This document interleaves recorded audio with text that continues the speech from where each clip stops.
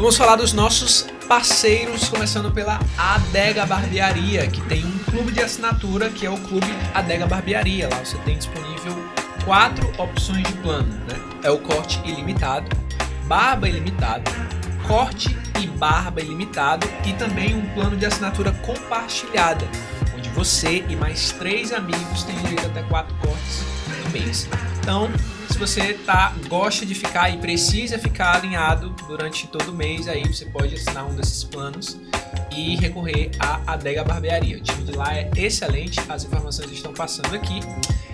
Clica lá, vendo o QR Code você vai ver os valores de todos os planos e o que cada um deles tem incluso. Beleza?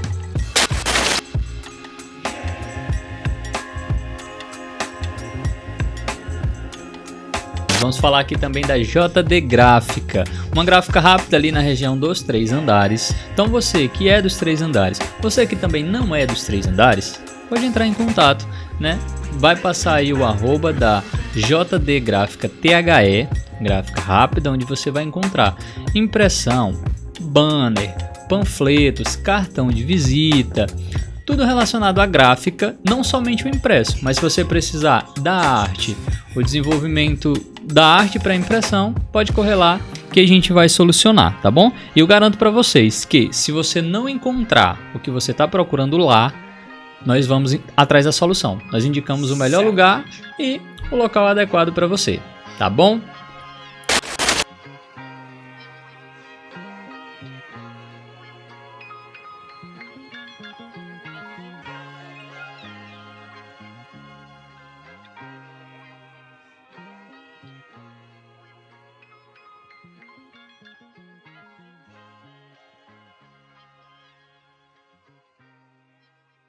Além disso, nós temos a Cabral Gama Imobiliária, que é um dos nossos parceiros que nos ajudou a edificar estes equipamentos.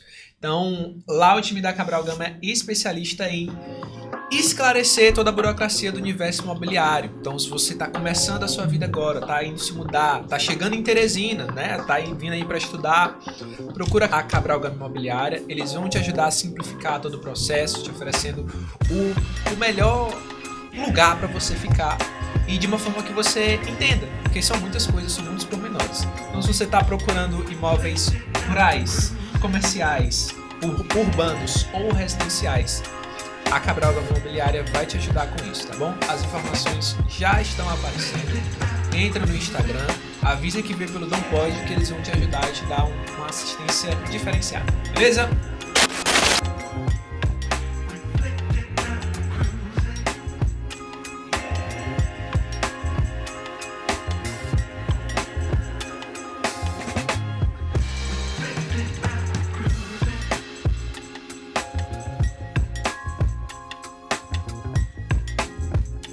Temos também a Dom 21 Comunicação, tá?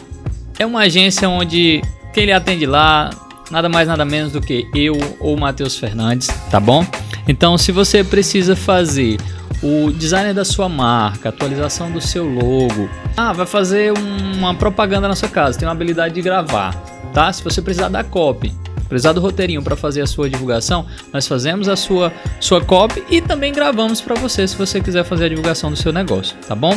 Então, marcas, designer, desenvolvimento da identidade dos festejos da sua paróquia, precisou fazer a identidade da paróquia, nós resolvemos para você, tá bom? Entre em contato com a Dom 21 Comunicação, tá aparecendo aí o arroba, siga lá também nas redes sociais, então entre em contato com a gente. Festejos, retiros, tudo que você precisar de marca, entre em contato que a gente vai resolver.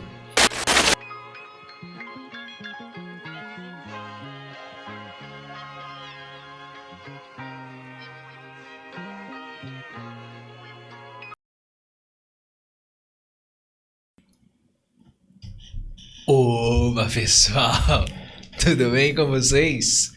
Eu me chamo Matheus Fernandes, sou seu host, estou... E aqui ao meu lado, adivinha quem está? Joveci Júnior, estamos aqui mais uma vez para mais um Dom Pod, o podcast católico da vida ordinária. Produção, toca a vinheta. Vamos!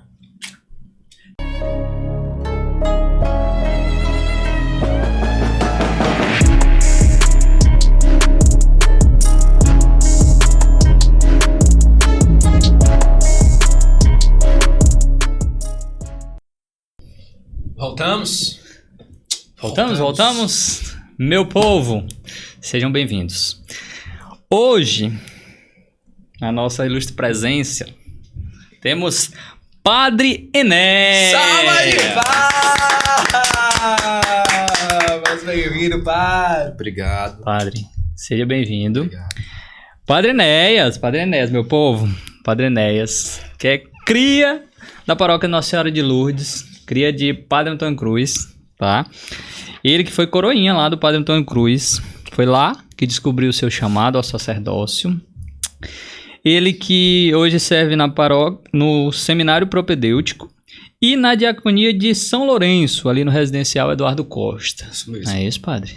Isso mesmo. Seja bem-vindo. Levarei novamente. Vamos lá. Pronto. Eu acho que da última vez que a gente teve lá, eu acho que foi eu... Foi aquela última que a gente foi com o Denis, foi? Isso, foi eu, a Thaís, Terêncio e Denis. Aí quem tava lá era não lembro se era um padre ou era um diácono. Era o diácono. Isso, que cuida de lá, diácono Carlão. Isso, foi super legal. E aí ele conduziu lá, foi adoração e um momento de oração, né? Ele conduziu lá com o pessoal, aí depois quando terminou ele, pois é, meu pessoal, vocês podiam vir pra cá uma vez por mês e tal. E a gente, vamos, só que aí ninguém mais foi. Não, pois vamos nos organizar para Mas foi vocês super nos legal, visitarem foi super novamente. legal. Tinha muito Vamos. jovem lá. Sim, a região tem Muito jovem. jovem. E já era bem tarde, era tipo 8 da noite, né? Pois vamos Como é que tá o apostolado por lá, padre? Tá muito bem, graças a Deus. A diaconia fez agora 30 de janeiro um ano de instalação. Eu fui como diácono ainda, depois ordenado padre, e estou lá como padre assistente da diaconia. Tem sido uma bênção, é muito bom ver uma comunidade crescendo. A experiência de uma diaconia que está começando é justamente essa, você vê os passos dados, a gente vibra com os passos dados.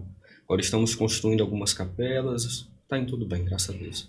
A diaconia, ela é uma etapa antes de ser paróquia. Como é que é esse processo? Porque eu lembro que o padre Aquino veio, ele Sim. era de uma área pastoral. Sim. Aí como é que fica essa escala de área pastoral, comunidade, diaconia, Olha, paróquia? a diaconia ela tem um mecanismo eclesial um pouco diferente de uma área pastoral ou de uma paróquia. Porque na diaconia nós temos um diácono, que é aquele que vai estar à frente da administração da diaconia, então ele cuida da parte financeira, burocrática, cuida da organização da diaconia, como nós chamamos de diácono coordenador. E tem um padre que dá assistência. Quando o Dom Jacinto nos falou um pouco sobre a diaconia, ele não falou no sentido de que a diaconia possa evoluir para se tornar uma área pastoral, mas é uma nova forma de organização eclesial, pelo menos no entender do Dom Jacinto. Pode ser que futuramente tenha alguma alteração, ninguém sabe com relação a isso. Mas pelo menos na visão que se tem agora é de uma nova forma de organização eclesial. Entendi. É um modelo próprio, digamos Isso, assim, né? isso. Cara, eu não sabia. Na minha cabeça era tipo escadinhas Mas, assim. não. Vamos Pode fazer ser que no processo. futuro sim, né? Porque vai crescendo, vai ganhando corpo, vai ganhando estrutura. E aí pode ser que, dependendo do movimento que nós tenhamos até lá, pode se tornar paróquia, pode se tornar área pastoral. Mas aí somente o mesmo tempo é quem vai nos dizer e vai conduzindo, o Espírito vai conduzir e guiar. Entendi. Esse modelo de diaconia é tipo... A gente vai já entrar nas pautas, porque eu estou curioso nesse ponto. O modelo de diaconia é o mesmo que, por exemplo, porque tem a diaconia Shalom, né, lá em Fortaleza. É o mesmo princípio de tipo a organização ali daquele grupo de pessoas, né, a diaconia Shalom, e aí tem a diaconia, dessa vez geográfica ali do Eduardo Costa. É eu a não mesma entendo coisa? bem da diaconia Shalom, eu não sei muito bem como é que é, por isso que eu não poderia te dizer entendi. se realmente é ou não.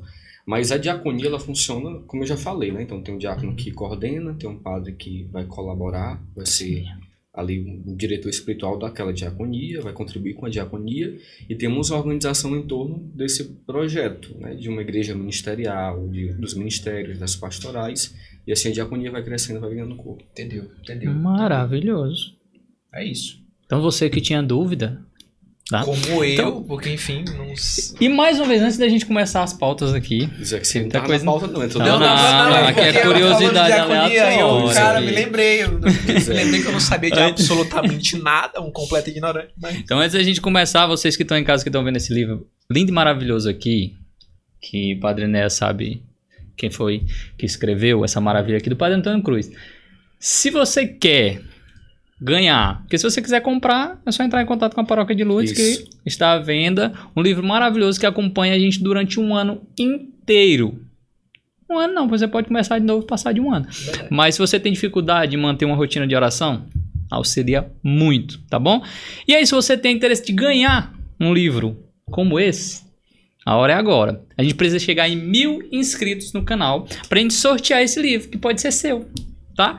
E não somente esse livro, a gente tem um quadro também, um quadro maravilhoso, feito por nós, que Cara, inclusive esse eu tô quadro tá devendo muito um pro Padre Enéas, que ele me pediu faz tempo. Isso. E tá em produção.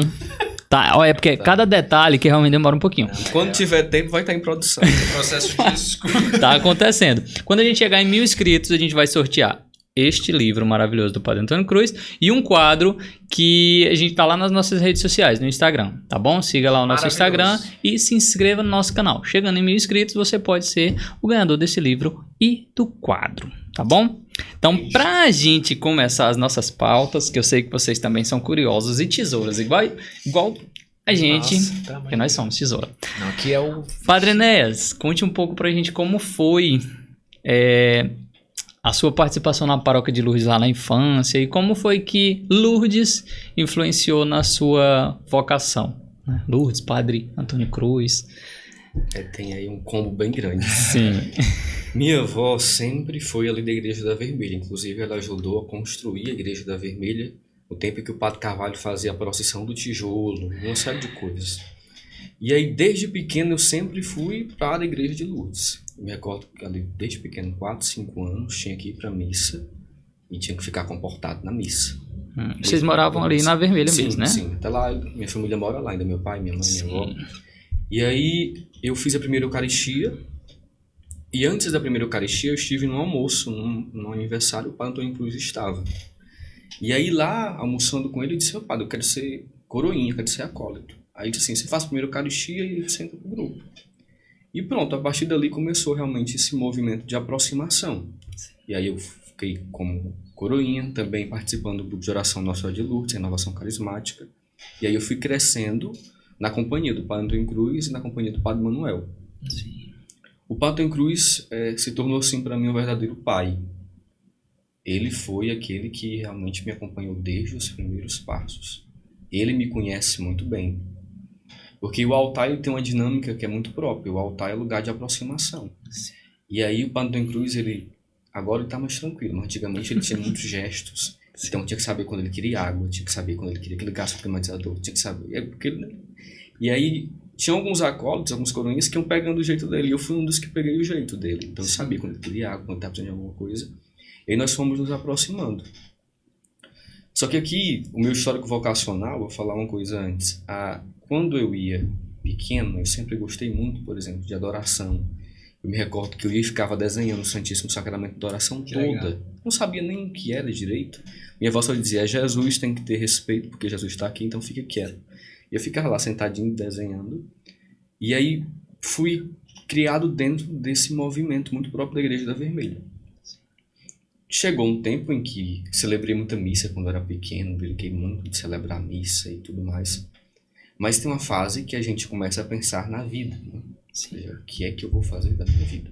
A princípio eu pensei, vou ser médico. Mas ao mesmo tempo eu dizia, vou ter que sair do altar. Vou ter que não ficar tão próximo do altar. Porque eu não ia ficar lá barbudão já grande. E aquilo começou a me angustiar muito. Porque eu dizia, aquilo lá, aquele é o meu lugar, é o meu espaço, eu me sinto bem ali. Isso começou a me gerar uma inquietação interior muito intensa. Eu fui conversar com o Padre Toninho. E o Padre Toninho sabe, né? Promotor vocacional, assim. Aí, Jesus pode estar te chamando para ser padre. E aí começou aquele movimento todo, vai ser padre, não vai ser padre, vai ser padre, vai ser padre. E aí ele me chamava de vez em quando, tudo bem. E aí chegou uma fase que eu comecei a querer me afastar um pouco. Porque eu comecei a não entender de verdade aquilo que eu queria. Até me recordo, aqui é assunto de pai e de filho. Ele fez uma cirurgia nos olhos e eu estava justamente na etapa de fugir, e fugir dele. Sim. E não fui visitá-lo. Nossa. Meio cirurgia. E aí ele me encontrou na Igreja da Vermelha, eu fui fazer alguma coisa e lá a confusão foi grande. Ele brigou, me disse um monte de coisa. E uma frase dele que me doeu muito, eu disse, eu esperei por você. Nossa. E aí ele me ajudou a entender que eu não precisava me esconder ou fugir dele. Que ele não me queria, digamos, obrigatoriamente como padre. A primeira coisa que ele me ensinou foi ser amigo de Jesus. Esse sempre foi o que nós mais trabalhamos. Ele sempre me diz, eu não me interessa que você seja padre. Eu quero que você seja amigo de Jesus. Depois o sacerdócio vem. Mas claro que ele queria que eu fosse padre. E aí eu fui caminhando com ele, ele me ajudando a discernir, até que um certo momento eu disse, é justamente isso que eu quero. Eu quero ser padre. Só que aí tinha uns agravantes. Porque, veja, eu sou filho único. Eu era filho único. Sim. E aí, naquele tempo, a minha mãe estava passando por uma crise de pânico. Porque o meu tio mais novo, que ela cuidou como filho, tinha saído para fazer um mestrado em Salvador. E aí a saída dele provocou o pânico muito intenso. E quando eu comecei a pensar em ir para o seminário e dialogar isso, aí não tinha como ter diálogo. Porque imagina, saiu um, vai sair o outro, então... E aí foi um pouco complicado para minha mãe entender. Mas o Padre Antônio Cruz me ajudou sempre em tudo, ele sempre me acompanhou em tudo. E Deus foi providenciando, de tal forma que... Eu me recordo que a médica dela no tempo dizia assim, olha, você pode sair e a situação dela pode se agravar. Então eu saí com uma responsabilidade muito grande. Mas vejam, eu saí e a minha mãe passou a assumir outras responsabilidades fora. Então ela fez foi melhorar. Não era eu que causava um pânico nela, não. Mas Deus cuidou e sempre me inspirou muito uma frase de Dom Bosco. Inclusive eu coloquei na porta do meu quarto quando fui para o seminário. Ele diz assim, quando um jovem deixa a família para cuidar da sua vocação, Jesus ocupa o seu lugar. Então aquela frase ficou lá e foi um consolo muito grande para minha mãe. E aí eu entrei no ano de 2014 no seminário propedêutico, mas sempre tendo muito presente a companhia do Padre Antônio Cruz, que de verdade para mim é um pai. E aí a igreja da Vermelha sempre foi meu referencial. Eu aprendi sobre ser igreja de verdade ali, naquele solo e juntamente com o Patão. Deve ser muito louco, assim, o aceite do pensamento de fato abraçar o sacerdócio, né? Porque, por um lado, é uma, entre muitas aspas, uma profissão que é comum, todo mundo conhece um padre, né? Mas, por outro, não é visto exatamente como ali uma carreira como qualquer outra, sim, né? Sim. As pessoas falam de, não, eu tô pensando em ser padre. Todo mundo já, tipo, opa, o que tá acontecendo? O que aconteceu contigo? É como se te afastasse do mundo. Né? Sim. Como é que foi pro senhor a paz da decisão do sacerdócio? Do tipo assim, se lá no começo pensava em medicina, agora não pensando mais apenas na carreira, mas pensando na própria vida mesmo, na essência da própria vida, e qual foi o momento que ali trouxe paz, de dizer, caramba, é isso, Deus me chama pra isso, e esse estalo assim de, como é que foi? Quando eu entrei no seminário no mês de fevereiro, meu pai foi me deixar, minha mãe não, minha mãe ficou em casa. E aí o quarto dos meus pais fica assim, meu ao lado, e eu saí do quarto carregando a mala. E minha mãe ficou no quarto dela com a porta fechada, chorando. Sim. E eu ia abrir. Quando eu estava indo abrir a porta, meu pai me segurou e disse, não abra. Se você abrir, você não vai conseguir sair. Então vá. Vá cumprir o que você deseja, a sua missão, a sua vocação. Quando eu cheguei no seminário, no propedêutico, que eu vi aquela casa, o meu coração se encheu de paz. Porque eu sempre fui muito consciente disso que o Padre Antônio Cruz me disse. Você precisa ser amigo de Jesus. Você vai ter que colocar a sua base nisso. Sim. Depois a gente forma as outras coisas. Mas o ponto principal... um sinal aí, tá vendo? O ponto principal é justamente esse. Você vai cuidar da sua relação com Jesus. E vá caminhando. E nessa relação com Jesus, a gente vai entendendo os caminhos dele. Apesar de muitas vezes nem concordarmos, mas vamos indo. E o seminário sempre foi um lugar que, por mais que exija muito, sempre me trouxe paz. Eu sempre soube que estava no caminho que o meu coração realmente desejava. Sabe quando o coração realmente deseja o que ele buscou, o que ele desejou por muito tempo? Eu encontrei na vocação sacerdotal. Sou padre jovem agora, 19 de fevereiro, eu faço 11 meses de padre.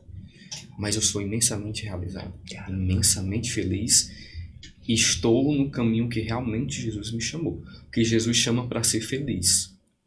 Uma forma de saber que você acertou na vocação é ser feliz. Jesus não quer ninguém triste.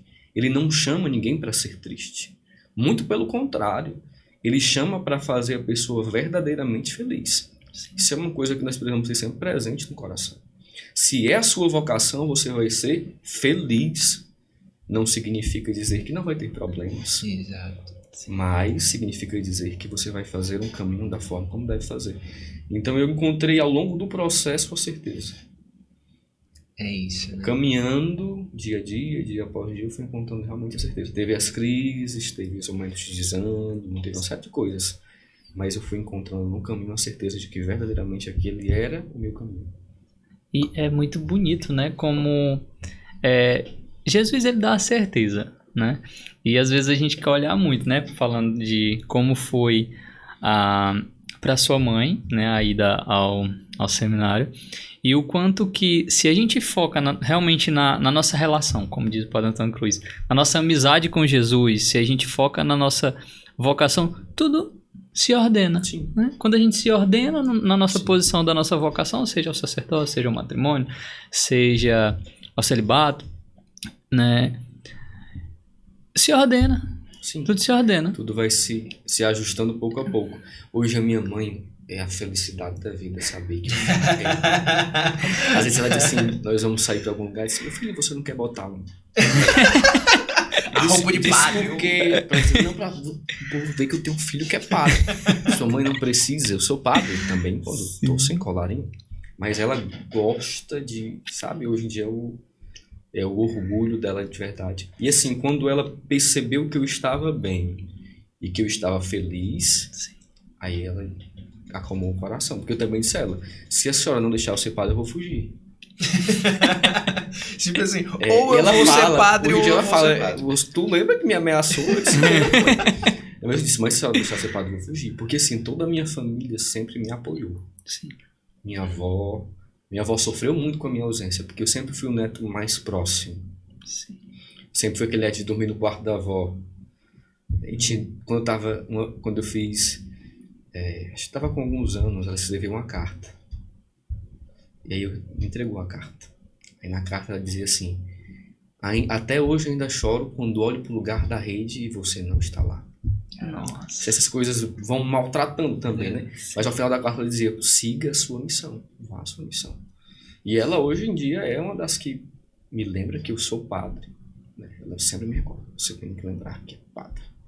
E reza insistentemente por mim. A minha avó reza o que eu não rezo. Às vezes eu reclamo, a avó vá com calma, porque ela quer rezar, quer passar a madrugada rezando. E o pior é que quem estiver na casa tem que rezar também. Aí meu pai diz, Dona Maria, eu tenho que trabalhar. Então a senhora vai rezar, mas deixa eu ir dormir. Mas ela passa a noite rezando. Tem dia que ela acorda 3 da manhã, vai de 3 a 5 ou 5 e meia da manhã para rezar. E sempre tem muitos padres presentes na oração dela. Que maravilha. É muito louco, porque tem aquela frase que diz, né? Vocação acertada, vida feliz. Eu não sei se é exatamente essa frase. Sim. Mas é uma frase que faz muito sentido, né? Esses dias, padre, minha mãe estava me perguntando. E eu poderia responder, mas ao mesmo tempo não tinha propriedade exata para responder, né? Mas vira e mexe, ela estava bem triste com alguns... Às vezes aparece a notícia de um padre que cometeu alguma coisa e tal... E aí ela tava bem triste, assim, porque ela tá na igreja há muito tempo, assim, né? Servindo, atuando na liturgia e tal, e a gente tava tomando café, aí ela sentava na mesa e perguntava assim, às vezes eu me pergunto se o serviço que eu tenho feito, né, a entrega que eu tenho feito na igreja, se faz sentido quando eu olho para situações como essa e tal, né? E aí a gente tava conversando sobre o quanto que a igreja em si, ela é santa, né? E quando as pessoas que estão na igreja erram, falham, pecam, não é que a igreja está pecando, elas estão deixando de ser igreja, né? E o quanto que o discernimento vocacional ele é importante para que a gente consiga, claro, tendo como esse princípio, primeiro, conhecer a Jesus para saber o que ele quer, né? O que ele quer para a nossa vida. E a partir daquilo, confiar nele para dizer, cara, esse aqui é um plano de vida que eu criei para te fazer feliz mesmo, né? E você caminhar ter a coragem e ao mesmo tempo que não é ousadia, mas é a vulnerabilidade de confiar em Deus mesmo. Confiar que aquele caminho que está sendo apresentado ali, de fato é capaz de você encontrar felicidade e felicidade plena, né? Felicidade completa, felicidade que não tem ali lacunas, né? Sim. Como é que na vocação do sacerdócio, né? Como não tem ali uma esposa, como não tem ali os filhos, como é que essa dimensão da vida humana, que não deixa de ser, né? Como é que isso é preenchido espiritualmente, né? O que é ensinado no seminário nesse processo de amadurecimento desse lugar, de, olha, a sua vocação, ela abre mão disso, mas ao mesmo tempo ela te dá margem para isso. Como é que é isso lá no processo de formação dos padres? Eu entendo aí um pouco do desânimo da sua mãe, mas eu me recordo de uma frase do Papa Bento XVI que dizia um pouco disso. Às vezes é mais fácil olhar para uma árvore que cai, porque uma árvore que cai faz mais barulho do que outras 100 que crescem ao mesmo tempo. Não é?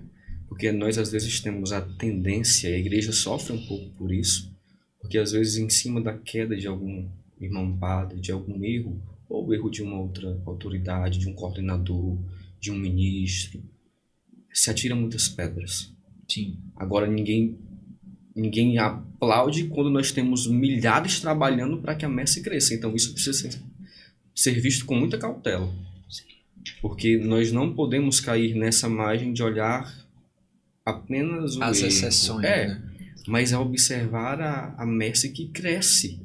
E cresce com bons testemunhos, e cresce com pessoas que são imperfeitas, que estão lutando, que estão tentando, que estão se esforçando. Porque o padre, ele é um ser humano. Ele tem as suas imperfeições. Ontem mesmo na diaconia eu falava de uma experiência que eu vivi. Lá, eu estaciono lá próximo da minha casa, de frente a uma casa. Se a vizinha estiver assistindo, ela vai saber. E a vizinha estava no celular. E eu sempre passo, cumprimento. Ela estava no celular, eu estacionei. Só acenei. Olha, quando eu passei um pouquinho da porta da casa dela, que cheguei na outra casa, eu vi ela escutando assim: o padre passou por aqui e nem veio falar comigo. E aí ela disse para outra pessoa: você viu? O padre estacionou o carro aqui, mas não parou para vir falar comigo. E eu fiquei pensando, meu Deus, quantas e quantas vezes eu passei e falei com ela. E agora que eu passei, ela estava no celular e eu não falei, ela ficou chateada.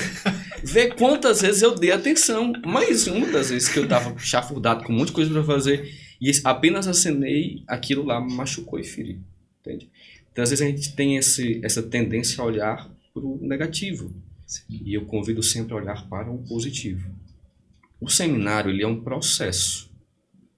O Papa Emérito Bento XVI, agora já está na eternidade, né? O Papa Bento XVI dizia que o seminário é mais do que um lugar. Ele é um tempo.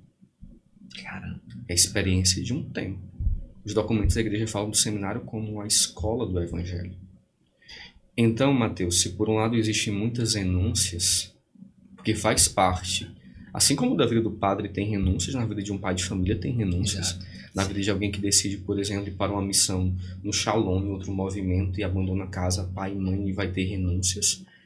É entender que a gente perde, por um lado, por algumas renúncias, mas a gente ganha por outro. O padre não tem filho biológico, mas ele ganha centenas de filhos espirituais. O padre não vai formalizar uma família ali, mas ele ganha milhares de famílias. Então ele ganha muita gente que vai ter ele como filho, que vai ter ele como irmão, que vai ter ele como pai. Aquilo que Jesus disse, vão ganhar 100 vezes mais com perseguição, mas vão ganhar. Então o seminário nos ajuda a entender que a gente precisa passar por um processo de amadurecimento para entender que a vida é marcada. A gente pode perder e a gente pode ganhar. E tudo isso vai fazer parte do processo. Toda vocação exige renúncias. Então é importante entender que vai renunciar muita coisa, mas vai ganhar também muita coisa. E o caminho da renúncia é um caminho que vai ser feito diariamente, porque a resposta vocacional ela é diária. Nós não falamos apenas de um chamado, nós falamos de um chamamento, ele é contínuo. É um sim que precisa ser dado diariamente, apesar das minhas imperfeições, apesar das minhas fraquezas, eu preciso me esforçar para ser o melhor padre que eu possa ser. E tendo como base o melhor amigo de Jesus que eu possa ser. Então isso vai me ajudando a seguir o caminho com o coração em paz, tendo sempre presente isso. Jesus nos chama para ser felizes. Ele vai nos fazer o homem mais realizado, em outros casos a mulher mais realizada do mundo, a família mais realizada. Porque o que Deus quer é isso, que nós sejamos de verdade felizes, nós experimentemos em nós uma felicidade que independe de coisas ou de situações. Porque a gente vai enfrentar muita provação, vai ter momentos difíceis, vai ter choro, vai ter dor, mas isso faz parte do processo. E a alegria do discipulado é o que o Papa Francisco tanto tem falado. A alegria do discipulado ela é cativante. Como eu vou atrair jovens falando de Jesus de uma forma triste, ou vivendo a minha vocação de uma forma triste? Não vou atrair. Quem quer seguir alguém que vai me fazer triste? E às vezes nós temos uma evangelização que foca muito de um lado de renúncia, de uma série de coisas, que coloca a caminhada, o discipulado, como uma coisa muito pesada, muito negativa. Mas quem é que de verdade vai se encontrar com Cristo e não vai querer segui-lo porque ele é aquele que de verdade nos realiza? Então não tem como falar dele e falar de uma forma triste. Não tem como evangelizar e evangelizar de uma forma triste. E é isso que ganha de verdade o coração da juventude. Os jovens, nós jovens queremos algo que nos realize de verdade, que nos preencha de verdade. E esse algo é uma pessoa que é real, que tem nome, que não é uma ideia abstrata, que não é uma ideia filosófica. Ele é real. E nós precisamos de verdade apresentar às pessoas a realidade que é o próprio Cristo.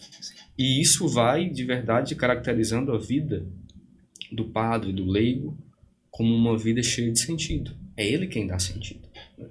Então o processo do seminário é um processo muito bem organizado.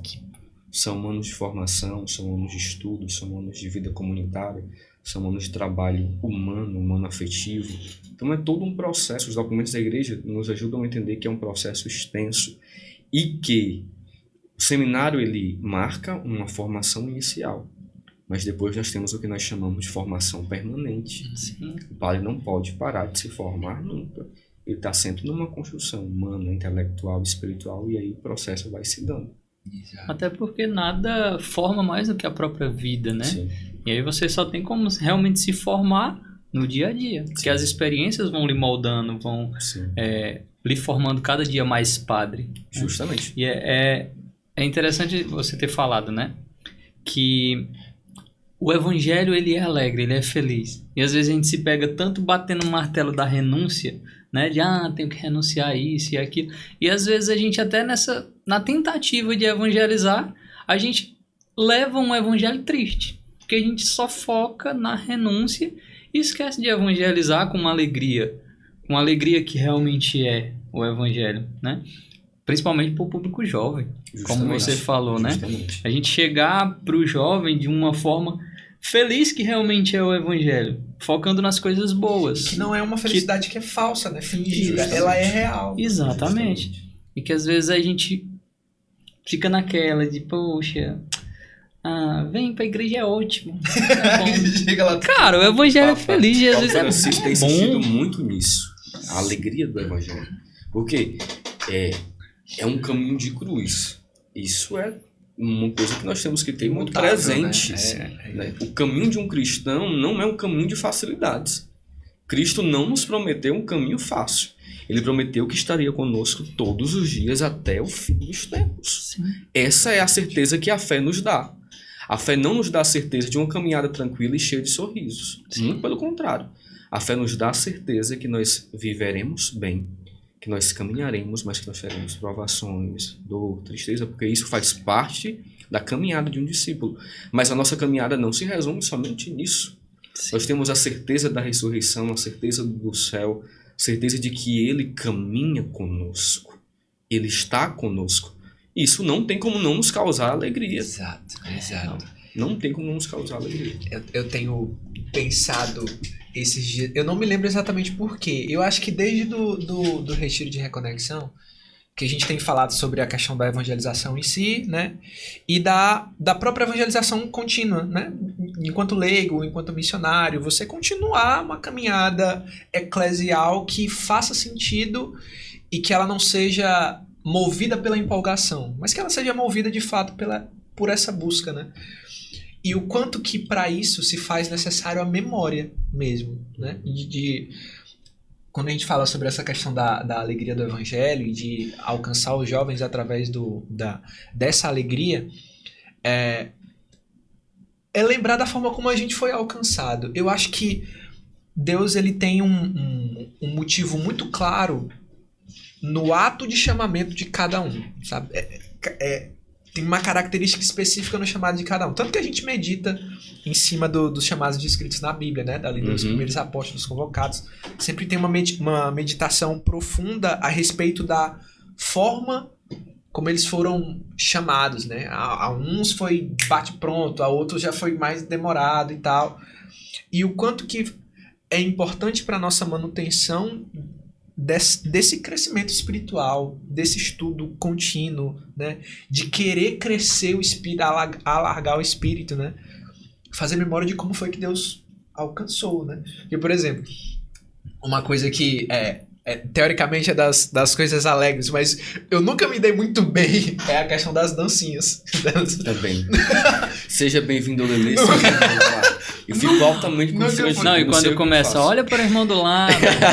O Denis, meu Deus, o Denis é dono disso. De olha pro irmão que está ao seu lado e diga, irmão. Aí você, irmão. Eu. Quero. Queremos. Meu irmão fala a frase toda, a gente fica nessa.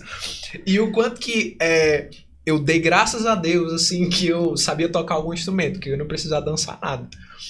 E o quanto que às vezes é preciso que alguém que verdadeiramente seja alcançado por essa parte que é mais alegre, que é mais espontânea, para que ela possa genuinamente alcançar outras pessoas ali. Sim. E que aquela pessoa que ela é mais tímida, ela entenda que também existe um lugar que vai aquecer o coração dela de uma maneira muito completa e muito genuína. Eu tenho a impressão de que algumas pessoas deixam de ir a um encontro de jovens, a própria missa, alguma coisa, porque elas têm essa visão dessa coisa mais com menos saturação, digamos assim, mais cinza, Sim. mais melancólica, né? Mas o quanto que nós temos exemplos, sobretudo nos santos, né? De santos que viveram vidas que de fato têm manifestações que alegram, né? Tem santo que viveu em circo, tem santo que é baluarte do teatro. Então tem uma série de coisas que fazem com que, seja lá qual for a motivação pessoal, né? Seja lá qual for aquilo que empolga a pessoa, existe um lugar no céu, existe um intercessor do céu que fala exatamente a sua língua, né? Sim. E que vale a pena você buscar conhecer. E pra gente que já tá há algum tempo, vale a pena a gente manter essa memória pra gente não cair no risco de ser esse sisudão. Né? Santa Clara fala, né? Não perca de vista o seu ponto de partida. Olha para onde você começou e como você começou. Porque tudo isso nos ajuda a descobrir a beleza que está no caminho. Porque caminhar não é fácil. O ordinário, ele não é fácil. Então, encontrar as motivações que me ajudam a caminhar é importante. E muitas vezes se encontram bem lá no comecinho. Porque, veja, isso que você já dizia, Matheus. Deus chama de uma forma pessoal. Me chamou de um jeito, você de um jeito. Ele vai nos chamar cada um do seu jeito. E ele atrai de diversas formas. Se você reunir, por exemplo, um grupo de seminaristas e perguntar como Deus te chamou. Um Deus chamou de um jeito, outro Deus chamou de outro. Porque ele tem a forma de chamar. Vocês que fazem um apostolado jovem sabem disso. Deus chama de uma forma muito pessoal. E muitas vezes a partir daquilo que a gente gosta, daquilo que a gente sente inclinação, é para cantar, é para tocar, é para dançar, é para ficar quieto. Então ele vai chamando e vai chamando de uma forma pessoal. E esse percurso que nós trilhamos com ele é sempre um caminho de redescobrir novas coisas, mas não deixar de lado a fonte. O primeiro amor, o começo de tudo, porque isso vai nos ajudando a manter o foco. Numa caminhada nós estamos fadados a muita coisa. Desânimo, queda, fraqueza, sentimentos ruins, uma série de coisas. Então, lembrar de onde tudo começou e como tudo começou, como, por exemplo, um namoro. Às vezes, quando está entrando na crise, tem que ir lá para o comecinho para ver o que nesse começo não está mais sendo mantido. Isso ajuda o casal a redescobrir o percurso. A nossa relação com Deus também, voltar ao começo para relembrar como tudo começou e dar também a nós um motivo para continuar a caminhar. Se permitir também a novidade, né, desses caminhos. Deus é dinâmico. Exato. O Papa Francisco diz, né? Deixar-se ser surpreendido por Deus. Permitir que Deus lhe faça surpresas. Eu me lembro para Antônio Cruz, quando eu estava no propedêutico, ele ia lá e ele dizia: o que é que você tem feito para surpreender Jesus? Eu dizia: não tenho feito nada não. Ele dizia: pois tem que fazer. Acordar uma hora mais cedo, ir mais cedo, tem que levar uma flor, tem que chegar lá e dizer: ô Jesus, estou por aqui, vem livre. Mas você precisa fazer algo a mais que o amigo precisa fazer para o outro amigo. Né? Isso ajuda a gente a entender. Tem que ter um algo a mais. Essa dinamicidade, essa surpresa de Deus. Não apenas deixar que Deus lhe surpreenda, mas o que também eu posso fazer para nessa minha relação surpreender a Deus? O que eu vou fazer para que isso aconteça? Totalmente. Eu imagino também que, assim, o senhor como padre hoje tem uma certa responsabilidade de fazer com que as pessoas encontrem, né, a sua vocação e fazer as pessoas surpreenderem a Deus. Olha, você é padre. Oh, Deus! De repente, né? Mas assim, eu imagino que é uma responsabilidade muito grande, né? Lidar com almas, né? Direcionar as pessoas à santidade. E como é que o senhor lida com essa responsabilidade, né? De garantir a santidade das pessoas? Porque não, depende da pessoa, né? Mas, querendo ou não, passa por você uma certa responsabilidade. Imagino que talvez a tristeza do padre Antônio Cruz, no dia que ele esperou a visita, que ele estava lá, operado do olho, fazia parte, talvez, daquela responsabilidade que ele carregava de garantir que você buscasse a sua santidade, e ele queria você próximo, né, para cuidar. Sim. Como é que é essa responsabilidade, assim? É um peso? É uma responsabilidade muito grande. Porque eu sou padre jovem, tenho 26 anos. Sim. Então, assim, tem muita responsabilidade.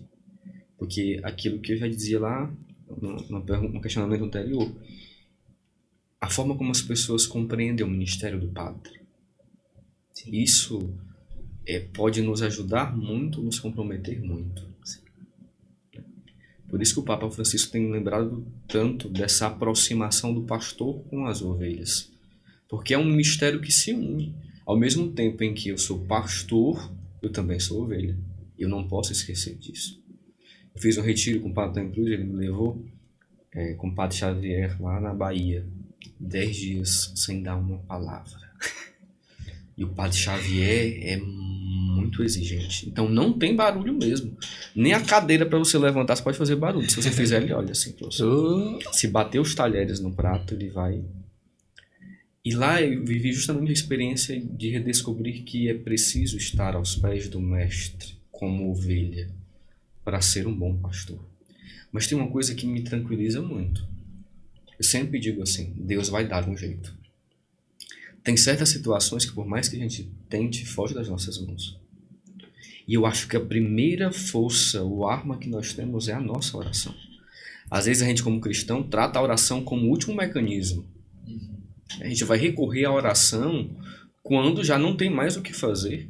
Mas quem convence alguém a seguir a Cristo é o Espírito Santo. É a relação dele com a pessoa. Então essa decisão, ela é marcada por muita oração. Nós estamos aqui hoje porque alguém rezou e rezava pela gente. Sim. Nós somos frutos da oração de alguém, não tenha dúvida disso. Então alguém vai ser fruto também das nossas orações. Então, quando foge dos meus mecanismos humanos de conversar, de dialogar, de chamar, e não quer, então eu recorro à oração. Ela é a nossa maior arma. Mas eu sempre acredito que o divino amigo vai dar um jeito de se achegar. Aquela passagem dos discípulos em Emaús é muito interessante. Ele dá um jeito de se aproximar, de puxar a conversa, porque ele quer entrar. Então ele vai encontrar um mecanismo para... Estou falando sobre o que mesmo aí? Ele quer entrar. E eu creio sempre nisso. Ele vai dar um jeito de entrar. Vai tentar se aproximar. Vai partir da outra pessoa abrir a porta do coração ou não. Às vezes é querer fechar, mas é um processo. que eu acredito que deve ser muito levado a partir da oração. Eu encaro muito a partir disso. De ajudar as pessoas a mergulharem na mesma experiência que eu um dia mergulhei. Eu tento o máximo ajudar as pessoas a entenderem a Cristo como um amigo, como um companheiro que vai estar comigo. E às vezes as pessoas me dizem assim, padre, mas é porque eu sou fraco e caio. Eu disse, mas amigo não abandona amigo. De verdade, amigo não deixa amigo. O amigo pode estar errado, a gente diz um monte de coisa para ele, a gente chama a atenção, mas primeiramente a gente faz o quê? Bora resolver o problema, depois a gente vai sentar para conversar, mas eu não vou soltar você. Eu sou seu amigo. Eu compreendo aí a lentidão do teu passo, a tua queda, mas nós vamos ter que resolver o problema, vamos solucionar, mas eu não vou soltar as tuas mãos. Com Cristo é a mesma coisa. Senhor, eu errei. Recomeça, filho. Tenta de novo, levanta novamente. Porque a esperança cristã, ela é uma esperança que se baseia no próprio Cristo. São Paulo diz que a esperança não decepciona. O próprio Cristo não decepciona. Então vamos seguir, vamos caminhar tendo sempre o horizonte da esperança. De que nós vamos poder ser melhores, mais maduros, mais cristãos. E isso vai depender do nosso percurso e do caminho. Totalmente. Essa dinâmica, né, do pastor com as ovelhas é algo tão profundo e tão bonito, e aí a gente percebe o quanto que a gente tem conversado desde dos primeiros episódios na criação como um todo e como a gente pode olhar para a vida de uma maneira plena, né? Olhando para o nosso lado ordinário, que é o nosso foco aqui, de trazer uma conversa que teoricamente só ficariam dentro das paredes da igreja, para dentro da rotina das pessoas. E o quanto que isso faz parte, na verdade, da mesma coisa, né? A vida espiritual e a vida material tá ali. E o quanto que a dinâmica de Deus na criação, ela se complementa, né? Quando você olha a dinâmica do sacerdócio e da vida comunitária, né? Das pessoas. Eu me lembro de quando eu entendi... entendi é uma palavra muito forte, mas quando eu tive a curiosidade e a sensibilidade de, tipo... Caramba, não é qualquer coisa de olhar para o papel do Papa Francisco. Do Papa de uma maneira geral, né? Esse papel de ser ali a ponta do que é a igreja... A igreja na Terra, né? Sim. E o quanto que ele precisa de oração, né? O quanto que, caramba, olhar para aquele homem e pensar, meu Deus, obrigado, porque existe uma direção, né? Eu aqui, nós enquanto leigos, não estamos abandonados ao próprio intelecto, à própria intangibilidade do intelecto, né? Nós temos aí homens e mulheres que passaram antes de nós, aquilo que o senhor estava falando, né? Que nós somos frutos da oração dessas pessoas. E o quanto que é genuíno que a gente tenha uma dívida, entre muitas aspas, mas uma dívida de oração com os nossos sacerdotes, né? De olhar... E aí eu lembro que eu nunca prestei atenção não tinha o costume de prestar atenção nas preces da missa, né? E aí comecei a prestar atenção quando a gente entende a dinâmica da divisão ali, completinho, blá, blá, blá. E quando eu percebi que ali era um espaço nosso dentro daquela oração, né? Um espaço onde a comunidade coloca a sua oração, e sempre tem uma oração pelo pároco, pelo Papa e ali pela igreja. O quanto que é um gesto bonito. É um gesto de reconhecer que, apesar da sua roupa muito mais estilosa que a minha, o Senhor precisa de oração tanto quanto eu, né? Sim. E apesar do meu ministério ser completamente diferente, o seu ministério também precisa de oração e vice-versa, né? Que é aquilo que você estava falando. Às vezes a gente vai em busca de ter todas as respostas, né? De ter todo o... E como é Deus quem faz, geralmente acontece. Eu me lembro de uma vez que eu fui me confessar, e eu sempre conto essa história, porque me marcou bastante. Me marcou muito. Eu fui confessar com um padre que eu não conhecia, né? Eu cheguei pra ele, falei, padre, pequei, tal. Aí ele olhou nos meus olhos e falou assim, você não ama Deus, não? Essa frase eu poderia ter interpretado de 1 milhão de formas, né? Sim. Poderia ter olhado para aquele padre e ter... Poxa, ele podia ter sido mais generoso, mas... Sabe? A questão de você estar ali e tal. E quando ele falou isso, eu não consegui responder e comecei a chorar. Comecei a chorar. Porque ali eu entendia que ali a minha confissão, a partir daquela fala dele, gerou em mim um arrependimento que até então eu não tive, inclusive para ir me confessar, né? E quando aquilo aconteceu, né, eu não consegui mais responder, chorava pra caramba. E aí ele segurou minhas mãos assim, olhou pra mim assim: meu filho, força, força, Deus está contigo. Deus te ama. E eu lembro que, tipo, caramba, o padre tá me vendo chorando, ele não derrama uma lágrima, ele não esboça um sorriso, não se comove comigo. Mas aquele ato dele pegar a minha mão assim, e com vigor mesmo, ele pegou minha mão, força, eu tô contigo e o Senhor tá contigo. Levanta, começa de novo e tal. E a partir daquele dia, as minhas confissões se tornaram diferentes. E eu nunca esqueço de rezar por aquele padre. Mesmo que eu não saiba o nome dele. Até hoje eu não sei. Sim. Mas o quanto que às vezes é isso, né? Existe um lado humano que ele precisa de algo mais caridoso, algo que é mais sensível mesmo. Porque a gente precisa. Ninguém aguenta paulada pra sempre, né? De todo tempo. Sem dúvidas. E o quanto que às vezes pra gente alcançar tirar essa venda dos olhos, né? De caramba, existe uma vida espiritual e existe um Deus que não desiste de mim mesmo. A gente também precisa desse outro lado, né? Como é que é esse processo na hora da direção espiritual, padre? Porque eu imagino que seja jovem, mas seja também os adultos que já começaram suas famílias ou que estão começando as suas famílias, quando eles procuram uma direção, eu imagino, se eles forem parecidos comigo, sempre vão meio assim, e depois quando saem, caraca, agora eu sei pra onde ir. Como é que é esse processo lá dentro, que tá você e o seu paroquiano, enfim, a pessoa que vai lá, de discernir a mão que vai oferecer, né? Se é a mão do carinho de passar na cabeça, se é a mão de ser um pouco mais, meu filho, pelo amor de Deus, tá na hora aí e tal. Eu sempre, pegando um pouco do que você falou aí, nós precisamos uns dos outros. Veja, eu posso perdoar os pecados de vocês pelo ministério que a igreja me confiou, mas eu não posso perdoar os meus pecados. Eu tenho que ir até um outro padre me confessar. Isso demonstra a necessidade que nós temos realmente uns dos outros. Totalmente. Entende?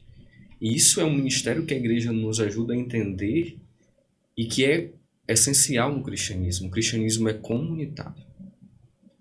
O cristianismo é fazer comunidade e é ser apoio. Porque se um cai, o outro levanta, o outro ajuda a prosseguir, o outro vai lá, chama, traz para perto. O ministério do padre, quando pastor, diretor espiritual, ele é muito dinâmico. Como você disse, às vezes tem que chamar a pessoa, ela vem para a direção espiritual, e você vai ter que ajudar ela a entender que não precisa ficar no chão daquela forma. Às vezes vai ter que ajudar a pessoa a descer um pouco da montanha que ela está, porque está alta demais. Às vezes vai ser com afago, com fala mansa, às vezes você vai ter que exigir. Mas eu faço isso hoje porque eu também recebo isso. Eu sempre digo, o Padre Cruz coloca muito meus pés no chão. Quem teve a conversa com ele, sabe disso.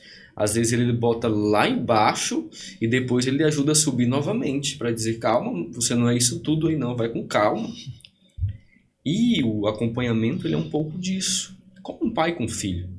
Às vezes tem que corrigir, às vezes tem que elogiar, mas é sempre entendendo que nós estamos dentro de um percurso juntos.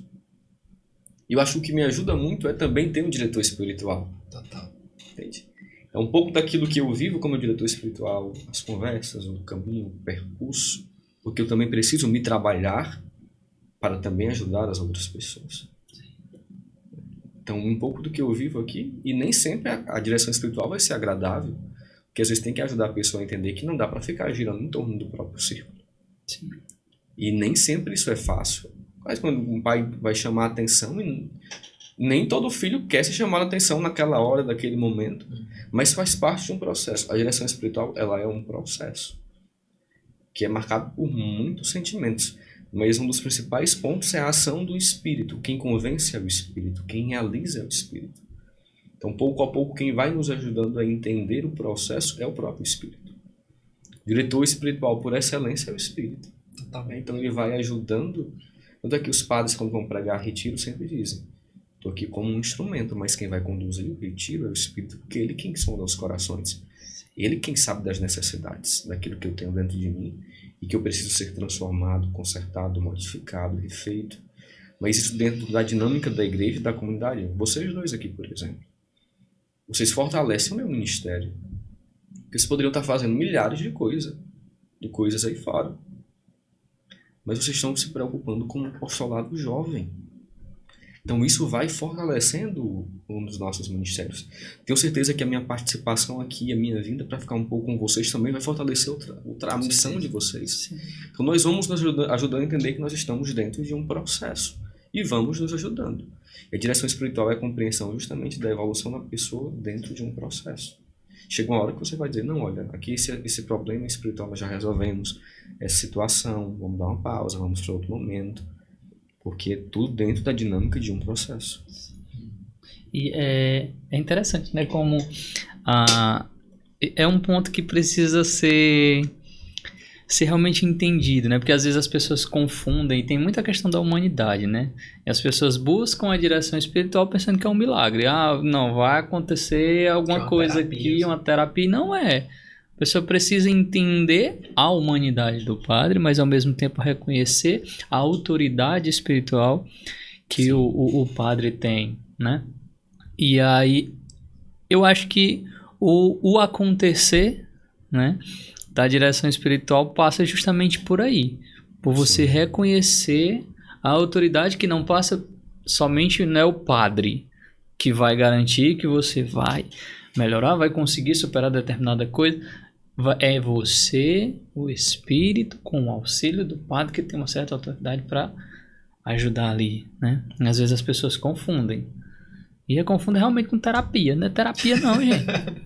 Às vezes terapia vai para terapia também, mas... Às vezes é importante até mesmo um condutor espiritual dizer: olha, é bom, terapia não faz mal para ninguém, gente. Com certeza. Não faz mal para ninguém. Eu mesmo tenho uns amigos psicólogos que quando estou precisando conversar com um psicólogo. Porque acredito que a direção espiritual também é uma forma de discernir o que de verdade aquele dirigido está precisando.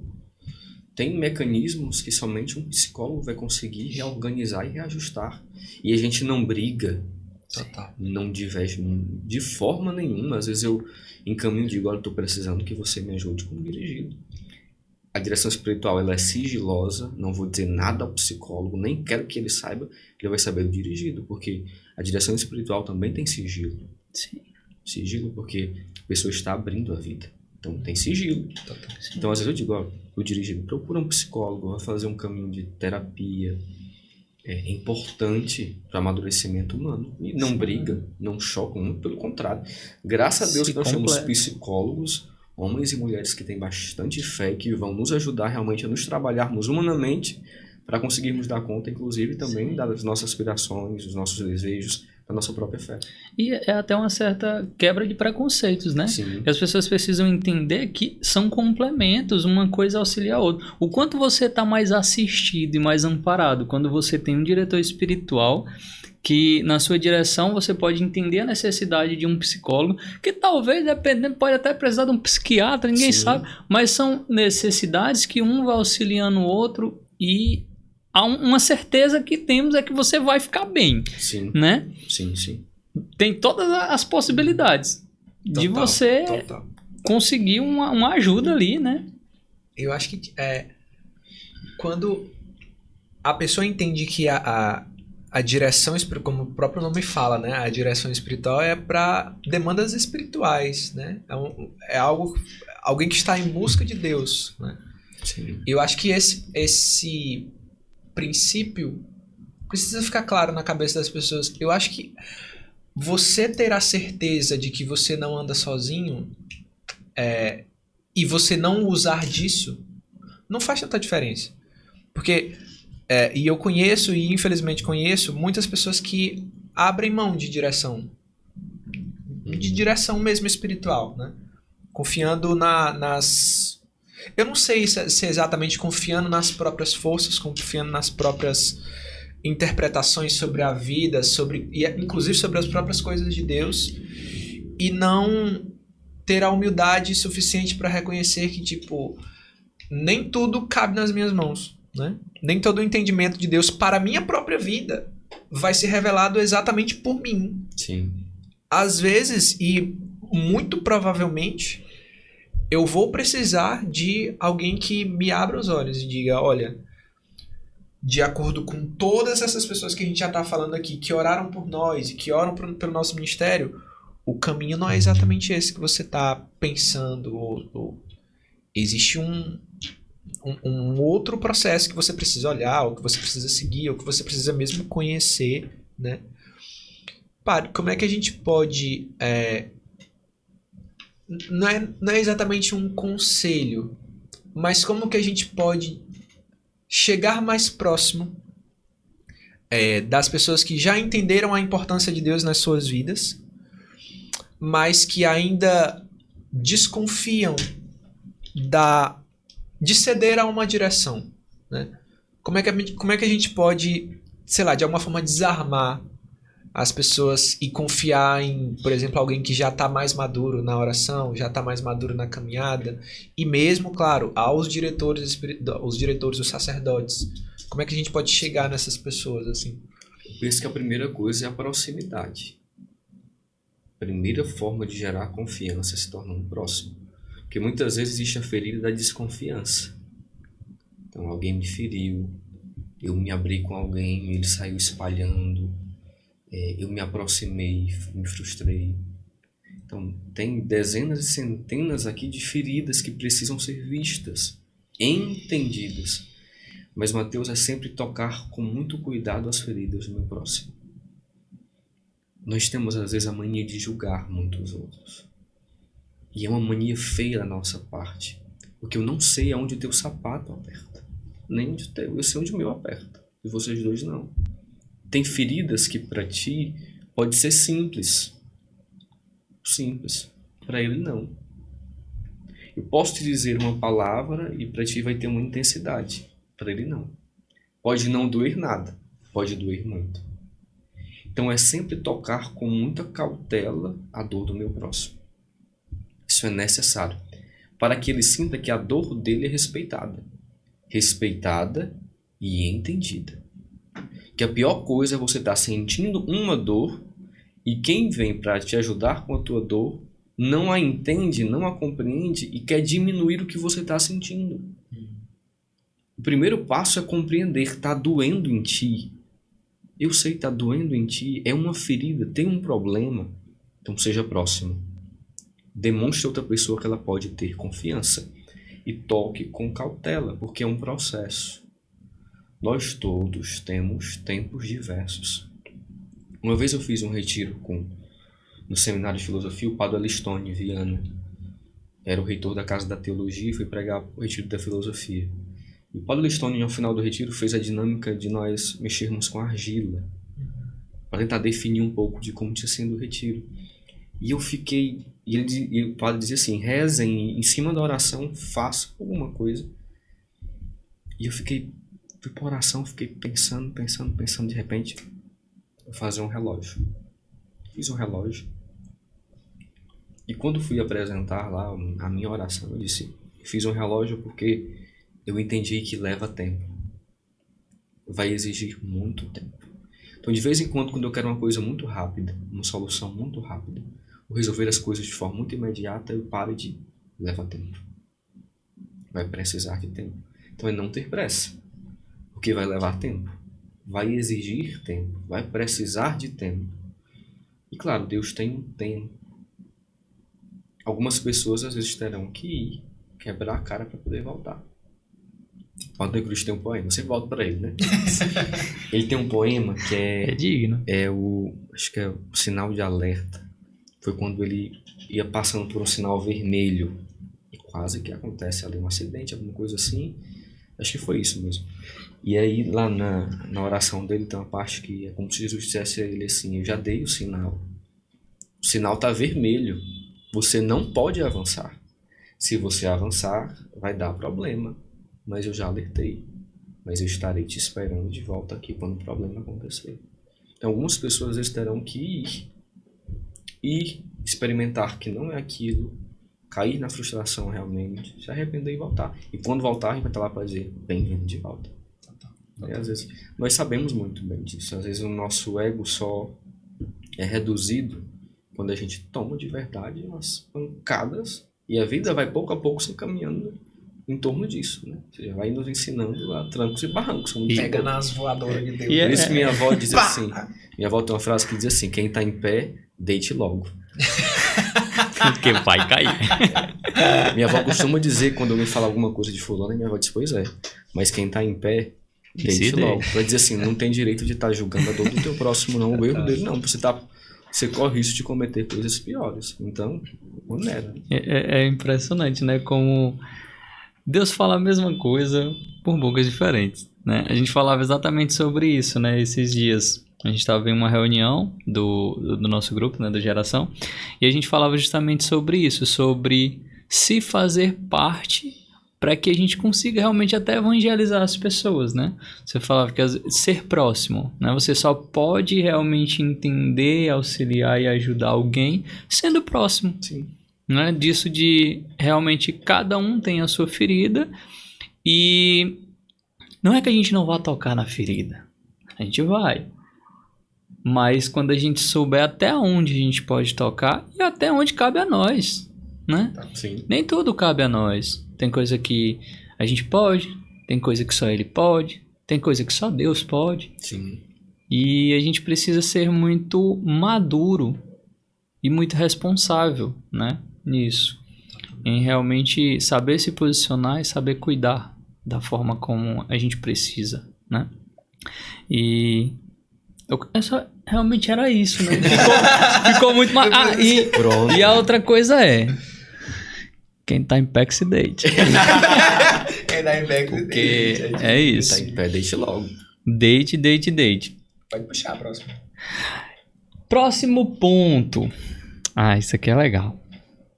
Esse Sabemos... Eu tô curioso. Sabemos que eu já ouvi do senhor uma vez, né? Um pouco da sua história e da sua relação com São José, né? Sim. Da influência de São José na sua vida, né? Lá do início, de como realmente foi. Conte um pouquinho pra gente como é a sua relação com São José e como é a relação de São José com você. São José é muito dinâmico. Ele é muito dinâmico. A minha mãe, antes deste nascer, teve alguns abortos espontâneos. Ela não segurava. Então, quando ia ver, já tinha abortado.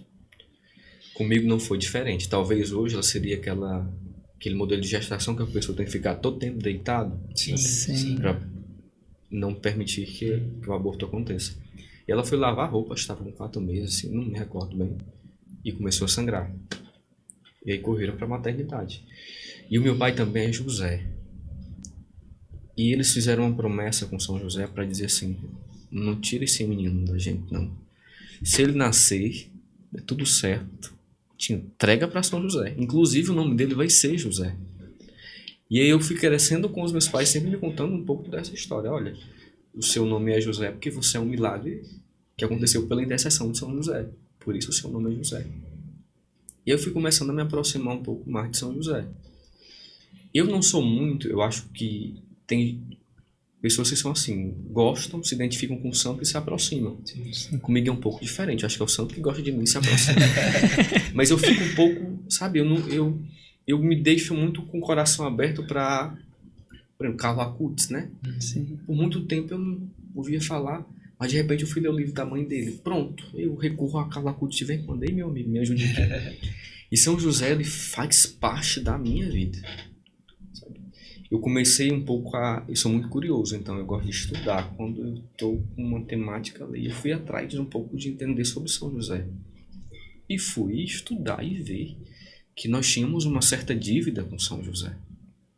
Por muito tempo ele ficou um pouco escondido, mas é porque ele gosta de se esconder, ele é muito silencioso. Faz parte do perfil de São José.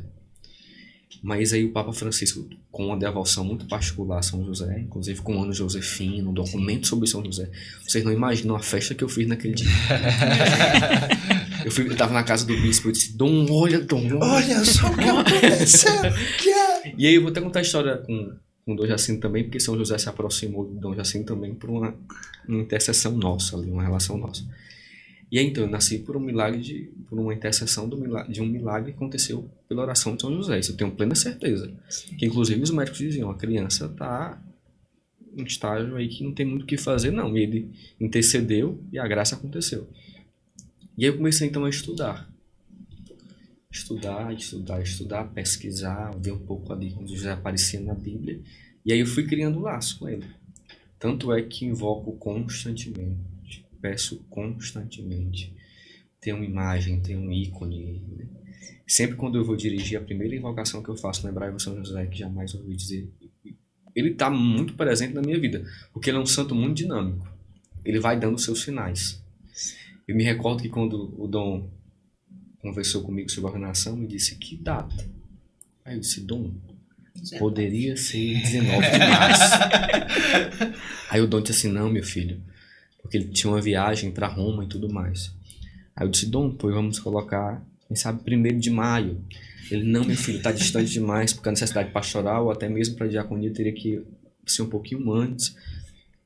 Ele disse assim, mas nós vamos pensar e vamos rezar. Bom, aí de repente o Dom me liga e disse, olha, 19 de março, porque a viagem foi cancelada.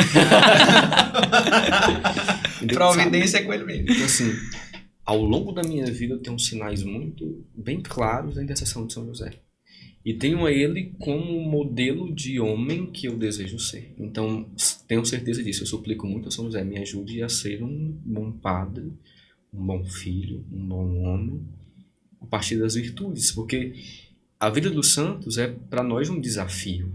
Sim. Não tem como olhar para dizer, meu Deus, ó José.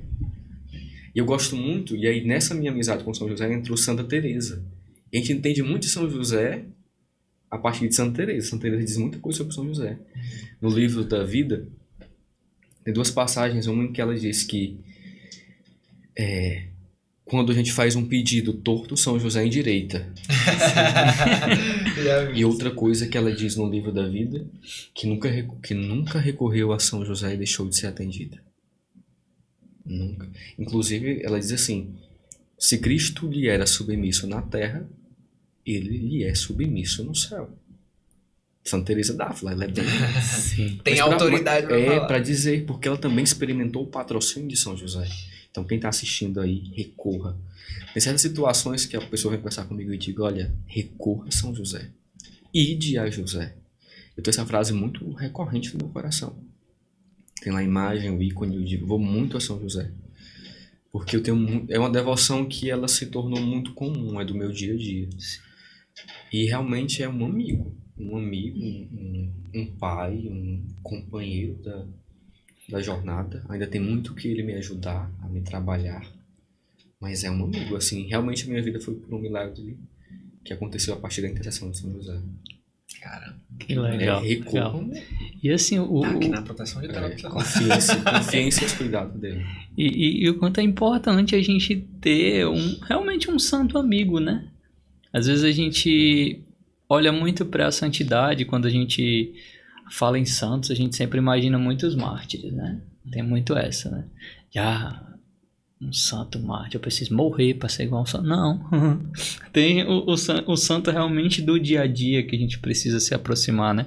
O Mateus fala muito sobre a gente tentar mudar uma realidade no nosso trabalho, né? Das pessoas olharem pra gente e não só pra gente, né?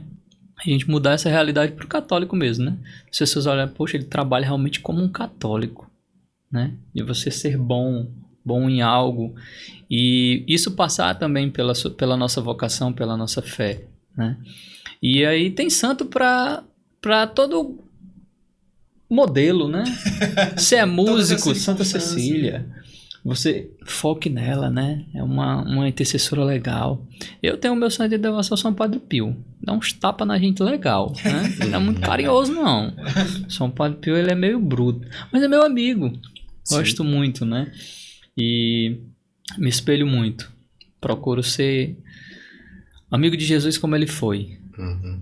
É. E é bom assim lembrar que não precisa ter um só, pode ter vários. Né? Exato. Às vezes tem que reunir um batalhão pra dizer. Avengers! Vamos lá, reúne todo mundo e vamos. Porque realmente a comunhão dos santos é um mistério impressionante. É um mistério que é de verdade impressionante. E esse mistério de saber que eles já lá, junto a Deus, pedem por nós, né? Totalmente. E a igreja nos ajudou a entender que nós estamos um ajudando a outra igreja, e nós vamos caminhando. Mas isso dos santos é algo que eu tenho muito presente mesmo. Santa Teresinha. Tive experiência com Santa Teresinha. Eu não, sempre fui muito Teresa. Teresinha não. Aí Teresinha foi chegando. Ter ideia, eu tinha muito medo de dirigir. Quando foi para dirigir, eu dizia, meu Deus do céu. Vou para São José. Suplicar, mas se não dar folga para São José. São José passa a primeira que o resto também vem. E eu disse, eu vou começar uma novena para Santa Teresinha. Mas eu comecei a conhecer um pouco mais de Santa Teresinha por causa do Dom Jacinto, também por causa de outro amigo, Diácono Geneilson. Sim, não conheço. Diácono Geneilson foi ordenado agora em dezembro. E ele gosta muito de Teresinha. E ele disse, vamos fazer a novena de Santa Teresinha. E eu me lembro que fiz a novena e fiquei frustrado, porque eu esperei a flor, a rosa. E eu dizia, no tempo ele era seminarista, dizia, Geneilson, a rosa não veio. Calma, não precisa que a rosa venha, não. Não vem no dia. E aí eu me recordo que fui fazer missão em um lugar e tava tirando foto do pôr do sol. Eu gosto do pôr do sol. De repente veio uma irmã, saiu da casa, veio com uma flor e um terço. Aí me entregou e disse assim, Santa Teresinha mandou te entregar. Aí falou, tá. E no texto tinha Santa Teresinha. Aí eu disse, aí eu liguei logo pra ele, isso, tá, contei, tudo bem. E aí realmente aquilo que eu pedi, graças eu alcancei. Quando fui tirei carteira, que para todos, vocês sabem, trânsito não é brincadeira. Sim. E aí eu tinha muito medo demais. Aí comecei uma novena, disse, eu vou começar com Santa Teresinha. No primeiro dia da novena, pá, a gente não nem terminou a novena. Se a outra demorou, essa aqui já foi o... Terminei. E assim, pouco a pouco tem um livro sobre Santa Teresinha, a vida dela. Então realmente é isso. Nós vamos encontrando amigos no céu. Sim. E vão nos ajudando em etapas, em momentos que a vida vai nos conduzindo. Né? Mas eu tenho muito presente em São José. Vocês não imaginam tanto. Inclusive, faço um quadro com São José. Vou fazer, estou devendo e vou fazer o quadro. Você está numa obra sim, que São José inspirou. Inclusive, exato. Só antes da gente falar, né? Só para fechar sobre Santa Teresinha, um fato curioso também. Eu vou até, depois aqui, eu quero ter a oportunidade de mostrar para vocês. Uhum. Dona Francisca, a avó da Tamires, né, minha esposa, ela, quando a Tamires estava grávida, isso já tem mais ou menos uns 6, 7 meses, a gente foi visitar uma amiga dela, e aí lá ela viu umas flores, né, lá muito bonita e tudo, e aí eu não sei qual é a flor, é uma que tem até na frente aqui da casa da Dona Francisca. E aí ela pegou e deu pra ela, né? E disse, não, essa flor aqui é muito simples. Você pode pegar aqui a flor mesmo. E aí com as coisinhas da flor mesmo, você pode plantar lá fácil que dá, né? As flores. Uhum. E aí ela trouxe aquela flor. Arrancou lá, trouxe. Aí a Dona Francisca chegou, pegou um pouquinho, jogou na frente ali da casa dela.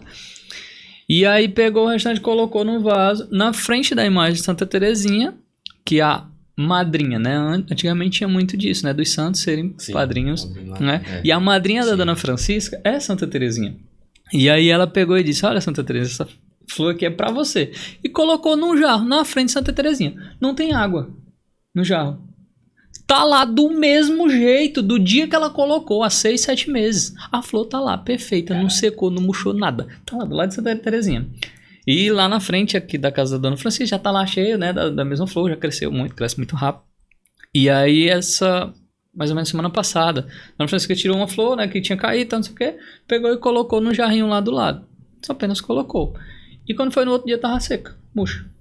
Mas aqui ela entregou pra Santa Teresinha, tá lá intacta. Vou mostrar pra vocês, vou tirar foto, vou colocar no Instagram do Dom Pod, pra que vocês muito vejam. bom, Os santos Não dão tem seus água. sinais, não tenham dúvida disso. Tá lá. Dão seus sinais. A minha relação com o meu santo de devoção, ela não. Eu queria muito que fosse mística, mas é porque o meu. Como é que.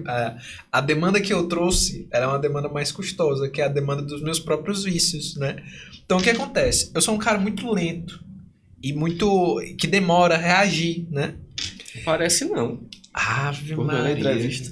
Mas a noiva dele vai contar depois. Ave Maria. E aí o que acontece? Eu só lembrei daqueles memes. Vai, Vai, igualzinho assim, vai, reage. reage. Eu sou muito esse tipo de pessoa. E aí o que acontece? Eu precisava de um choque, né? E eu descobri um rapaz chamado. Enfim, é intimidade demais, mas descobri São José Maria Escrivá. Uhum. E aí eu peguei uns. Pancada. Eu peguei pancada com gosto. E é curiosíssimo porque eu lembro de São José Maria Escrivá na imagem. Não na imagem, porque fisicamente a gente tem retrato dele, então é muito claro. Mas o jeito, né, o jeito de falar, porque tem homilia gravada, tem vídeos e tal. Lembra muito esse padre que eu tava falando do coisa. E o jeito de falar. Só que São José Maria Escrivá ele tira a piada, né? Tem essa diferença. É um pouco mais. Tinha ali o seu senso de humor, que é muito mais legal. E é o santo que me ajuda nessa. Me vencer todo dia. Porque de fato é todo dia. É uma luta constante. Porque eu acredito que eu não seja o único, né? Claro, não sou mais especial do que ninguém. Mas é muito doido ter essa dinâmica de acordar e recorrer a ele me ajuda a levantar me ajuda a levantar da rede, me ajuda a tomar café sem ficar, me ajuda, sabe, todas essas coisas. É muito louco como eu recorro e preciso. E tenho percebido avanços, né? É paia também, porque quando não acontece, né? Quando eu perco pra mim mesmo, também é muito frustrante. Mas faz parte do processo. Faz parte do processo. Faz, eu acho sim. que essa dinâmica de ter esse amigo é algo que dá que faz a gente não desistir mesmo. Tipo assim, Sim. caramba, tem mais gente comigo aqui. Tem mais... E o bonito é perceber que essa luta, ela é o que também vai nos ajudando a motivação. Se nós tivéssemos uma vida muito... Né? A nossa vida a vida cristã é uma luta contínua contra si. Precisa ser, né? Um caminho de mortificação muito constante. Né? E os santos brilham para nós como modelos, como exemplos. Como astros luminosos! As justamente. desgraças! Só quem pegou a referência do meme para o Paulo Ricardo. Mas isso. cuidado também, até nas nossas devoções. Sim, né? claro. De não deixar que isso seja maior do que o nosso amor por Jesus. Né? E uma verdadeira devoção jamais vai causar um amor em descompasso. Exato. Quem entende? Uma verdadeira e genuína devoção tem sempre fim em Cristo. Sim. Sempre fim em Cristo. Quando a gente tem uma devoção pautada no que a igreja de verdade ensina, em como nós devemos realmente prosseguir dentro de uma devoção, porque entenda, não é a minha relação com São José, é a minha relação com Cristo tendo um amigo que é São José. Sim. Entende? Então não é São José Maria Escrivá, mas é a sua relação com Cristo a partir de um modelo, de um exemplo. Exatamente. Então a devoção, a forma correta, do jeito correto, vai sempre conduzir a Cristo. Mesma coisa que a Virgem Maria. Não tem como ir à Virgem Maria e não ir diretamente a Cristo. Não dá. É impossível. É impossível. É inviável. Não tem. A mãe aponta ao filho. É real. A mãe aponta ao filho, segura na mão e diz: vamos resolver o problema com ele. Entende? Com ele. Ela aponta sempre para ele. Então não dá. Quem for a Virgem Maria e falar que ficou simplesmente nela, teve algum erro de percurso aí. Mas não existe isso. A mãe sempre leva ao filho. Isso é uma certeza. Eu não me recordo do santo, mas tem um santo que diz: ao falar Maria, ela responde Jesus. Porque é justamente isso. Então eles sempre vão nos dizer que o fim não está neles. O fim está em Jesus. Então a missão deles é justamente dizer: vamos para lá. Sim. olha para ele. Eu sempre gosto muito da imagem de São José com o menino, né? Nas mãos para dizer, ó, é o menino, entende? Então você vai ter que ir em direção. E não tenha dúvida que todo esse mistério de comunhão é justamente nos ajudar a ser amigo do divino amigo. E para isso nós precisamos de alguns amigos que vão dizendo, ó, Precisamos de ajuda. justamente. Totalmente. Então, pra gente fechar, né? Padre Enéas, deixa aí uma mensagem para quem deseja, em especial esse ano, né? Se aproximar mais de São José.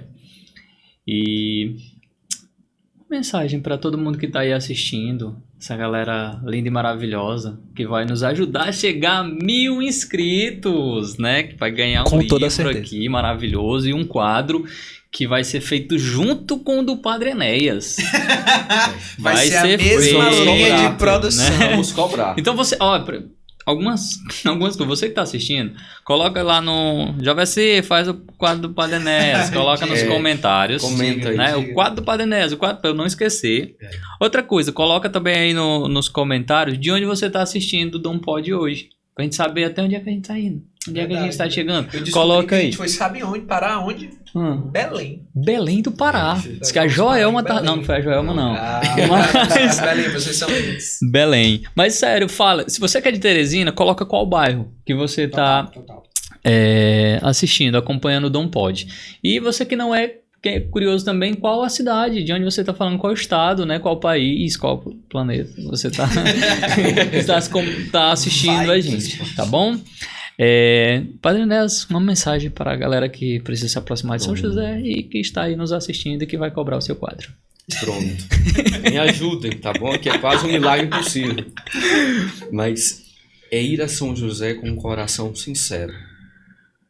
José está sempre disponível, não tenha dúvida disso. São José é sempre muito atento. Então vá com o coração disponível. Falar das suas necessidades, daquilo que verdadeiramente o seu coração deseja. Também na relação com o Filho que é Cristo. Pedir a Ele que nos ajude a estar mais perto do Cristo. Estar mais unido ao Cristo, mais íntimos dele. Penso que a primeira coisa é ir com o coração aberto, disponível e sincero. Ele sempre dá um jeito de se aproximar, de iluminar e de acompanhar. Então é recorrer a São José com o coração aberto. Fala das suas necessidades, daquilo que de verdade você precisa, daquilo que teu coração almeja, que não conseguiu ainda alcançar, daquela virtude, daquele desejo espiritual, daquele dom, pedindo que ele leve diretamente ao Filho. Ele vai levar, não tenho nenhuma dúvida com relação a isso. Ide a José. Ide a José. E por fim, padre, uma bênção para que a gente possa Eu quero... encerrar. Antes da bênção, só falar, siga o nosso Instagram, @dompodcast, tá bom? E uma novidade para vocês que estão assistindo. Nós estamos agora também no Spotify. Você que tem assinatura do Spotify, estamos lá também. Vou colocar o link aí para vocês acompanharem por lá, mandarem no grupo. Manda o link também aí desse episódio no grupo da família, no grupo da paróquia. Lourdes, olha, se você é de Lourdes em peso. e não assistiu ainda esse episódio, pelo amor de Deus, Não, por favor, manda para todo mundo de Lourdes, porque isso aí vocês vão deixar o Padre Toninho muito feliz e o Padre Enéas também, tá bom? Com certeza. E Padre Enéas, a bênção para que a gente Pronto. possa encerrar Primeiro, esse episódio lindo e maravilhoso. quero agradecer a vocês pelo momento, foi muito agradável, muito bom. Eu tava um pouco nervoso. Eu gosto das coisas bem, senhor. Vou perguntar tal coisa, o senhor responde tal coisa. E essa conversa, mas foi muito boa, muito agradável. Então peço a Cristo que fortaleça o ministério de vocês, Amém. o apostolado de vocês, coragem. Tá? As dificuldades fazem parte do percurso. E se cerquem de pessoas que ajudem vocês a não perder o foco, o propósito. Tá bom?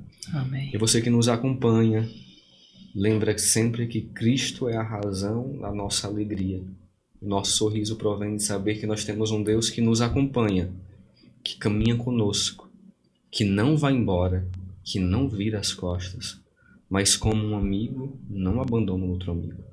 Então que a graça de Cristo nos acompanhe, nos ajude a cada dia nos tornarmos um pouquinho melhores, conforme a sua vontade, conforme o seu desejo. O Senhor esteja convosco. Ele Ele está no meio de nós. Abençoe-vos Deus Todo-Poderoso, Pai, Filho e Espírito Santo. Amém. Amém, amém, amém. Padre Enéas, muitíssimo obrigado. Muitíssimo obrigado. Eu que agradeço. Foi incrível. Foi muito bom. Ah, tem um detalhe. Estão batendo palma ali, viu? Uma coisa É assim. porque todo episódio do Dom Pode tem presente para o convidado. E é meu cachê. Tem presente para o convidado. E com você não pode ser diferente, tá bom? O presente já chegou? O estagiário já trouxe? Cadê esse? Vai trazer para cá? Ou não você... O estagiário Olha, trazendo o estagiário. velocípede. dá visão, dá visão. Umas 2 semanas ele tá na moto dele já. Então. Pegando a tua moto ali. É isso, tem O programa vai ganhando presente. mais Vai já chegar. visualizações, né? Exatamente. Enquanto não chega o presente do padre Enéas, você que não seguiu. Ei, rapaz, eu não Quarta acredito. vez. Olha, Ó, não acredito. na moral. Quarto aviso, tu não seguiu o negócio, pelo amor de Deus. Aí seguir, olha, arrasta um pouquinho pra cima, vai ter uma opção seguir. Acontece muito, Matheus, que às vezes as pessoas, quando a gente manda o link, as pessoas entram no link e vai direto pelo navegador. Aí quando vai pra inscrever-se, aí pede pra logar na conta, e as pessoas têm preguiça de logar. Então você entra no próprio aplicativo do YouTube, pesquisa por Dom Pode, já facilitou. Entrou no Dom Pode, já dá a opção de seguir. Seguiu lá, curtiu, Siga. compartilhou, mandou pra todo mundo. Você já ajudou a nossa missão. Não aparecer aqui, eu vou virar a câmera pra ela. A produção nem sabe que ela não tá aparecendo aqui. Mas Atlântida Burger, mais uma vez, presente nos nossos episódios com presente para o convidado, Padre Enéas. Obrigado, viu? Atlântida Burger, burguesão Eu para O melhor da Padre Zona Sul. Enéas. Disse que é o queridinho dos seminários, hein? É Atlântida verdade. Burger. Alô, verdade. Diego, tu viu isso? Ele falou isso mesmo. Ele disse que a galera do seminário o gosta. queridinho do Excelente. seminário. Obrigado, viu? Muito obrigado. É isso, pessoal. Obrigado por ficarem e acompanharem até aqui. E obrigado para você que seguiu, que se inscreveu. Nós amamos vocês. E pra Vamos você aos que 1000. não se inscreveu, peça a São José Maria Escrivá que ele vai lhe ajudar na preguiça aí, beleza? Forte Tamo abraço, fique junto. com Deus. Vamos nessa. Vamos nessa!